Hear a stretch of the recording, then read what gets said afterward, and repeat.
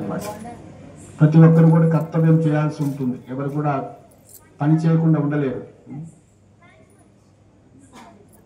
మరి మేమంతా సన్యాసి డ్రెస్ వేసుకొని సాఫ్రాన్ డ్రెస్ వేసుకుంటే మేము పని చేయట్లేదంటే మీకన్నా ఎక్కువ చేస్తున్నాం అనమాట. ఇంకా ఎందుకంటే శీల ప్రభుపాదుల వారు సన్యాసం తీసుకొని అమెరికా వెళ్ళారు 69 సంవత్సరాల వయసులో, 70 సంవత్సరాల వయసులో.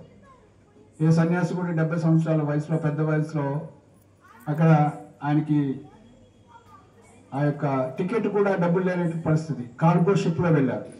సుమతి మురార్జీ అని ఆమె, ఎందుకంటే మీరు మీ కార్గో షిప్ లో మాకు అవకాశం ఇవ్వండి, మేము అమెరికా వెళ్ళి మా గురువు గారు చెప్పారు ప్రీచింగ్ చేయాలి, భగవద్గీతని మెసేజ్ అందరికి అందించాలంటే మీరు ఇంత పెద్ద వయసులో ఆ చలి ప్రాంతానికి ఎక్కడ వెళ్తారు అంటే, లేదు మా గురువు గారి యొక్క కోరిక అది, నాకు ఇన్స్ట్రక్షన్ ఇచ్చారు చేయమని.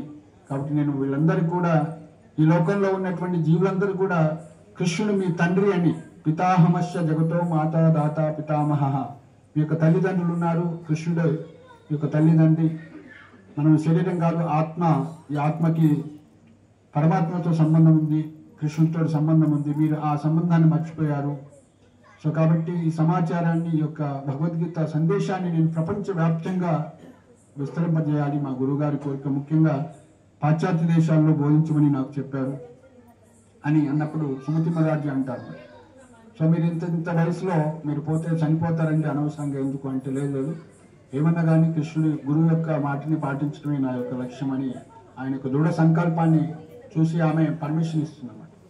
షిప్లో, కార్గో షిప్లో 30 రోజులు 1975లో 30 రోజులు ప్రయాణించి, ఆ ప్రయాణించేటప్పుడు ఓడలోనే కృష్ణాష్టమి వస్తుంది.